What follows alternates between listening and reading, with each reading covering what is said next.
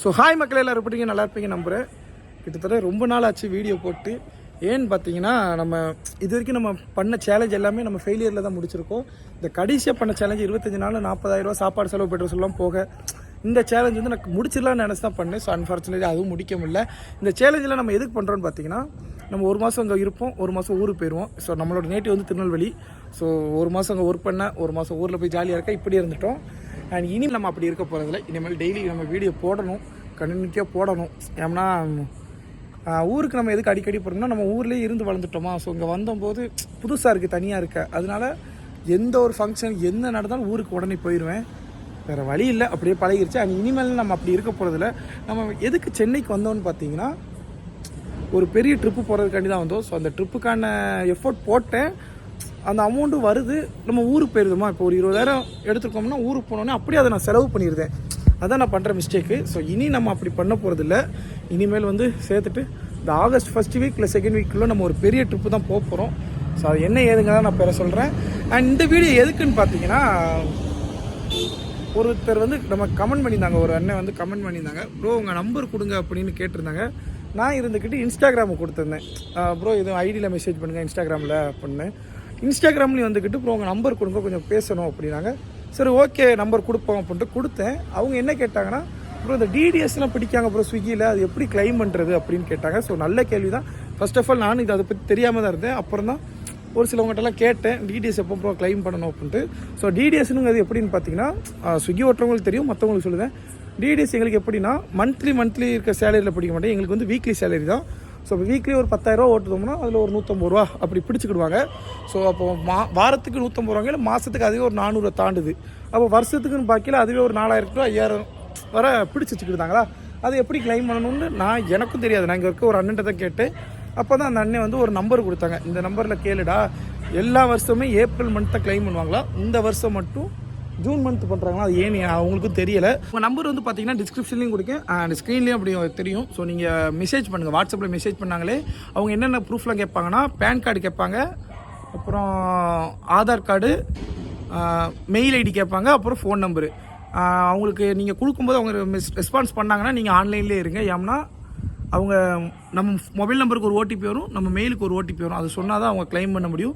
So இன்றைக்கி claim பண்ணோம்னா next month தான் ஏறும். இது வந்து நம்ம நிறைய பழைய முன்னால் ஓட்டுறவங்களுக்குலாம் தெரிஞ்சுக்கும் ஸ்விக்கி. இப்போ புதுசாக வந்திருக்கவங்களுக்காண்டி நான் சொல்கிறேன். ஆனால் இவங்க வந்து ஒரு சார்ஜ் பிடிப்பாங்க, அமௌண்ட் பிடிப்பாங்க. இப்போ ஒரு 2,000 நம்ம கிளைம் பண்ணுறோம்னா ஒரு 150 ரூபா கேட்பாங்க. ஸோ நம்ம கொடுத்தாகணும், வேறு வழியில். ஏன்னா அவங்களோட ஒர்க் அதுதான். அப்படிங்கும்போது நம்ம அதை கொடுத்தாகணும்.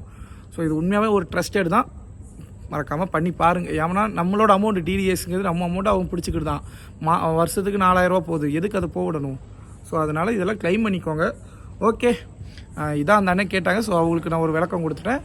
இன்னொன்று என்னென்னு பார்த்தீங்கன்னா, நம்ம வந்து இனிமேல் சேலஞ்சு மாதிரி இந்த ஒரு இலக்கு வைக்க போகிறதில்ல. 40,000 எடுக்கணும் 30,000 எடுக்கணும்னா பண்ண போகிறதில்ல. இனிமேல் நம்ம பண்ண போகிறது வந்து இந்த சொன்னோம்ல ஆல்ரெடி ஆகஸ்ட் வந்து ஒரு பெரிய ட்ரிப்பு போகணும். எப்படி இந்தியாவுக்குள்ள தான் ஒரு பெரிய ட்ரிப்பாக போகணும், அதுக்காண்டி தான் நம்ம வந்தது. ஸோ இது வரைக்கும் அதனோட ஒன்றுமே பண்ணல, இனிமேலாவது அதுக்காக பண்ணுவோம்.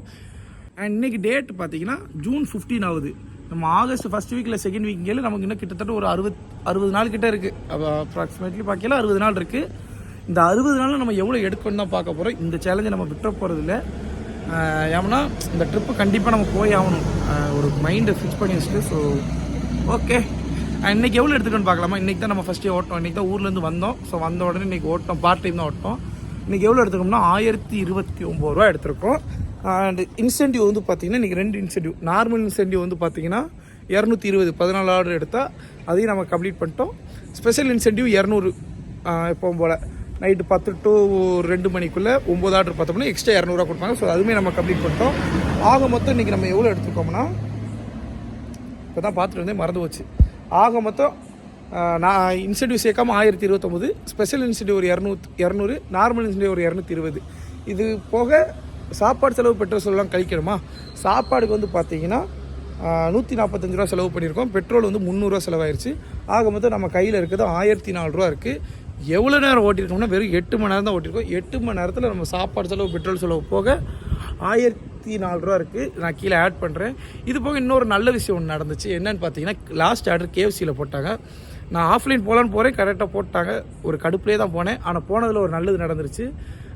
சிக்கன் பாப்கார்னும் பெப்சியும் ஆர்டர் பண்ணியிருந்தாங்க. கஸ்டமர் எதுக்கு கேன்சல் பண்ணாங்க தெரியல, கேன்சல் பண்ணிட்டாங்க. ஸோ அது நமக்கு ஒரு லக்காகி போச்சு, நம்மகிட்டே அதை கொடுத்துட்டாங்க. அப்படியே வீட்டுக்கு வந்தாச்சு. ஓகே, எல்லோரும் பார்த்து சேஃபாக இருக்கேன், நானும் சேஃபாக இருக்கேன். நம்ம சேனல் புதுசாக இருந்தேன்னா மறக்காம சப்ஸ்கிரைப் பண்ணி லைக் ஆர்டர் கொடுக்குறேன். இனிமேல் வீடியோ வரும், கொடுப்பேன் கண்டிப்பாக. இனிமேல் வீடியோ வரும். ஸோ சப்ஸ்கிரைப் பண்ணிக்கோங்க. அண்ட் ஸ்விக்கியை பற்றி எதுவும் டவுட்ஸ் இருந்தாலும் கமெண்ட்டில் கேளுங்க, கண்டிப்பாக நான் அதுக்கு ரிப்ளை பண்ணுறேன்.